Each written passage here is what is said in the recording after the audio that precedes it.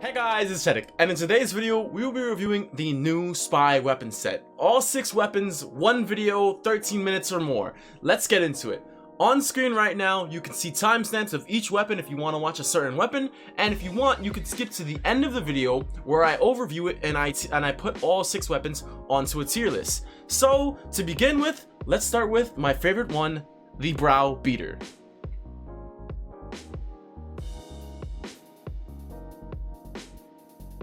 So, the BrowBeater, without a doubt one of the strongest weapons in the game. This weapon is so strong that it can kill wave 30 Twine Ender and Smashers consistently, and not a lot of weapons can do that. So, the BrowBeater is used like this. Alone, the BrowBeater doesn't stand out and it doesn't do enough damage because it has a really low fire rate. But, we haven't received the BR nerf where we can't double pump. So, us Save the World players can double pump the BrowBeater. Using it like that allows us to do insane amount of damage really quickly to any type of high HP husk we want. But there's a downside to that, and a very big one. The BrowBeater doesn't do great AoE damage. It does great single target damage, and as quick as you can to switch over and keep double pumping husks, you'll run out of time and you'll run out of bullets and you'll have to reload. So there's a solution to that. If you ever run out of ammo, you should really just switch over to a third weapon, being an AoE shotgun, such as the Pulsar 9000, which will really save you a lot. You can run 2 BrowBeaters to take out high HP targets and a Pulsar to take out any AoE targets, and you could be a smasher killing, husk destroying, run around beast. And I think that's absolutely fantastic, and I think the BrowBeater is worth their pickup. So now, let's move on to the next weapon.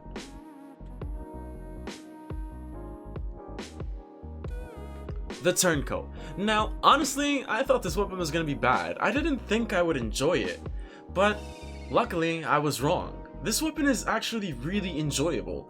It was easily taking out 124 nature husks with 1 shot, and that's about it. If I needed to shoot a husk and get it gone, the Turncoat was my man.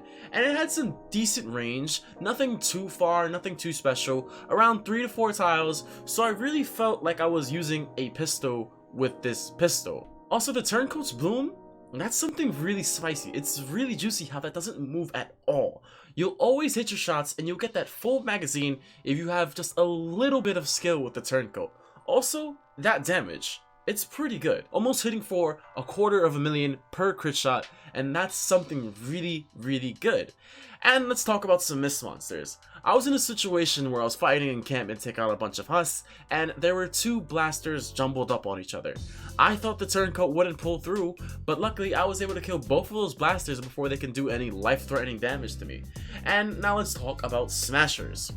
Yeah, it kills smashers with 2 clips. But like I said, as the HP pool gets higher, the Turncoat falls more and more off. It isn't the strongest weapon in the game, but it's pretty good for what it does, for taking out small groups of AoE regular husks, just an ad clearing weapon. It isn't the strongest one in the game, like I keep saying, but it definitely fills the role nicely. And if you really want a good weapon to use in low level missions like power level 100 where you're playing with friends, the Turncoat would almost one-hit everything. It becomes super powerful in the low level missions, but in the higher level missions, it kinda falls off. But otherwise, the Turncoat's pretty good, and I do recommend you actually perking up this one too. The Pepper Sprayer. Now, this is one of my more favorite weapons in the spy set. There's a few weapons I don't like and we'll get to them, but the Pepper Sprayer definitely isn't that. Now, the Pepper Sprayer is a run and gun weapon, and comboed with an Outlander build, it becomes so much more. So, with an Outlander build and phase shift, and the Pepper Sprayer's low bloom, it really becomes something special, something fun. It has a very quick reload speed and an insanely fast fire rate, so the damage just pours out of the weapon. In fact, it does so much damage that I like it. I'm easily just moving in between husks, just keep on, one husk dies, switch to the next one, keep on switching and keep on killing. It's that much fun.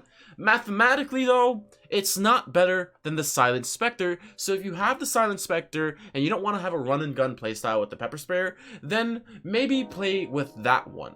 Although it's not mathematically as good as the Silent Spectre, it's still a very good weapon against other husks like blasters, mist monsters, riot shield husks, and huskies. It isn't a bad weapon in its own right, it's just not the best SMG out there, but it's still worth grabbing if you want a specific element SMG. If you're not running an element like a nerd, then you can have it like a fire or a thunder or a good water weapon. It's not a bad weapon, and it's definitely worth the perk up. So if you're going to pick up the pepper sprayer, I definitely recommend picking it up with the snare perk because it's an SMG. If you're standing still with an SMG, come on bruh, why you doing that? It's an SMG, you definitely want the snare. Also, it especially just melts Mist Monsters, Blasters and Takers, and Smashers. So definitely pick up the pepper sprayer. It's a solid weapon. Tier list at the end, so we'll get to that. The Cyclops. Now, when I was first playing with this weapon, I thought it sucked. I genuinely thought it was gonna be bad, and I really thought that if I comboed this weapon with the good 6 perk being the Mist Monster one, that if I stood still at the home base or at the objective, I would be able to do some great damage. Unfortunately, the range stat sucks balls, so we couldn't play it like that. So I ended up changing my loadout to something much more effective. With Calamity and the perks shown before, this loadout became insane. It actually became a smasher killing. Like, it's just too powerful. I was hitting like 770,000 consistently. And that's because I always had Totally Rocking Out activated. With a couple of ceiling electric fields on the ceiling, I was able to keep Totally Rocking Out at all times, and with 60% from Calamity and 50% from Totally Rocking Out and all of the other perks combined, I was shredding everything. And it was all critting too, so it was pretty damn good. So the Cyclops isn't really good alone, but if you combo it and use it properly, it becomes a heavy hitting machine. In fact, I like this weapon so much that I'm actually going to be using it after this video, unlike, well, the Turncoat or we'll get to the last weapon in a bit. But otherwise, I really enjoy the Cyclops for how heavy it hits, easily taking out high-level smashers, easily taking out high-level husks, but it has a couple downsides. It's not really good for AoE, but that's what those electric fields were doing the job for me. It's very good though, it's very good. Just because it's not good at AoE doesn't mean it's a bad weapon. It's a very, very strong Mist Monster killer, and I definitely recommend perking up that weapon if you want to go ham on some husks. And if you want, probably use a Founder's Revolt or maybe a Turncoat to deal with the AoE. But I just recommend using the traps, and otherwise, very good weapon, definitely go pick it up.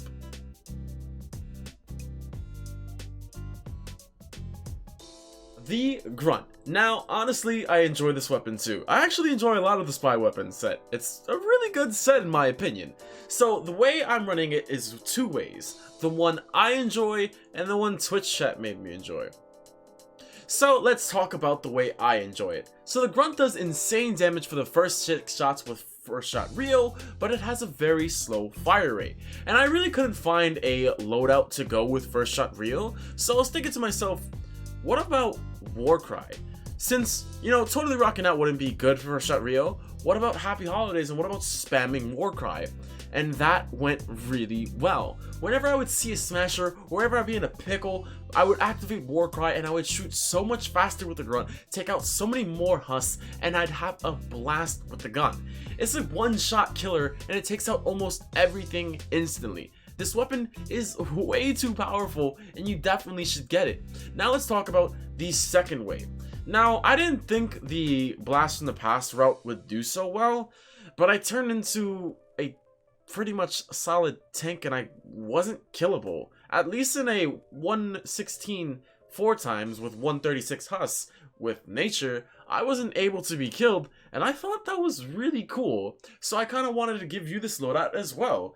It's a Grunt with a lot of damage, but not as much as the other loadout, and a lot of tankiness. It's weird and it's different, but it's also very fun to play around with. So those are the 2 loadouts I recommend with the Grunt, and I otherwise recommend this weapon very well because it's super powerful and super fun with the right loadouts, like every other weapon. So yeah, the Grunt, very good weapon. Now let's move on to the worst weapon in the set, the Trinity.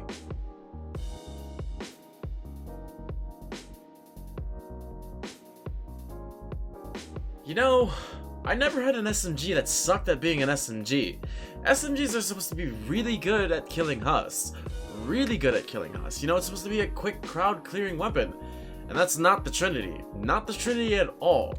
Because of the 4-round burst mechanic, it kind of falls off on killing a bunch of Hus, because you have to use those 4 rounds on one husk or be insanely quick in order to move those 4 rounds and spread them out on the husk. And sometimes if you try to do that, you'll just miss and not hit anything. So it's like, you suck. You suck at being an SMG. I'll give it the credit though where credit's due, because it's really good at killing smashers. I mean, it's okay, because it's an SMG, but it does do some really hefty damage, and I think that's cool. Either that, or I just have a wrong loadout for the Trinity, and there's some way to make this weapon good. In my opinion, this weapon is the worst one because it just sucks at killing regular Hus, and that's really about it. The pistol's better than this weapon, but it doesn't out DPS the pistol. This weapon does out DPS the pistol. It's the 4-round burst mechanic that makes the weapon bad. If it was fully automatic and has the 24 bullets, then maybe I'd like it, but it's just not for me for killing Hus, man. Not even for me for killing mist monsters. I'm not going to use an SMG as a mist monster killer when I got rocket launchers or super high damage hand cannon pistols. And that's about it for the Trinity. So now let's move on to the tier list. Before we do the tier list, let's talk about the 6th perk. As you can see, I used the 6th perk on none of these weapons except the Grunt because no one had the Grunt with Snared. And the reason why I didn't use the 6th perk is because it requires me to stand still.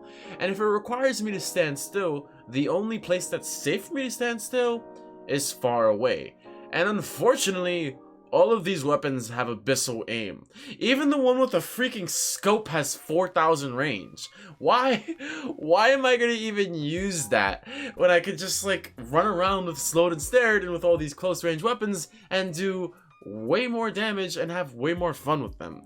Now the 6th perk can be saved as long as they increase the range or maybe put it on a sniper, but otherwise the 6th perk is garbage. So now let's move on to the tier list. So let's take a moment to explain my tier list. We have S tier, A tier, B tier, C tier, D tier, and Eternal Anguish Joey tier. I made that emote for his Twitch stream. I'm free to use it how I please. And then we also have Ultra tier. Currently, there is only one weapon in Ultra tier, so yeah. And unfortunately, none of the spy weapons fit into the Ultra tier set. So let's go back to the regular tier list. And we're gonna do this in order. So, the BrowBeater. Using it alone, it's an A tier weapon because it has fantastic damage. But when you double pump it up, it becomes an S tier weapon, so we'll be leaving it in the S tier. The Turncoat. Now, this weapon literally screams average, but it's very good with the damage and it's very decent to use. So I'll be putting it in the average tier of A. The 3rd weapon was the Pepper Sprayer. Now, I really do enjoy the run and gun aspect with this gun, and I really do enjoy the damage. It's mathematically weaker than the Spectre, the Silent Spectre, so it's gonna go in the A tier where it belongs. The 4th weapon was the Cyclops. Now, with that quick draw calamity loadout, spicy gun, very spicy, hitting for 770,000 damage consistently. However, you did have to use a couple traps to have that battle beat active at all time. So with the right conditions, it's definitely an S tier weapon, but you're never gonna have those right conditions at all time, so I'll be putting it in the A tier. The 5th weapon, the Grunt. Oof, oof, oof, oof, oof, oof. Bad boy, oof. We put it in the S tier. No, not even description. Watch the video. It's such a good weapon. S tier. And now we have the Vector, otherwise known as the Trinity. I think this weapon's garbage, and I don't like it because it's a burst. So C tier. It still does have great damage though, and that's where I'll be leaving it. And yeah, let's move on to the outro. And yeah, that's my video. If you've made it this far, then please go into the comments and write spicy transition. And that'll make it proof to me that you've watched my whole video. And yeah, let me know what you thought about this video. Did you enjoy the editing? Did you enjoy it in general? Did you enjoy how all weapons were in one tier set so I don't waste your time in individual 10-minute videos? Let me know what you think. Definitely maybe subscribe if you did. and join my Discord and or follow me on Twitter. And yeah, thank you guys for watching, and I'll catch you in the next one. Love y'all, and toodles.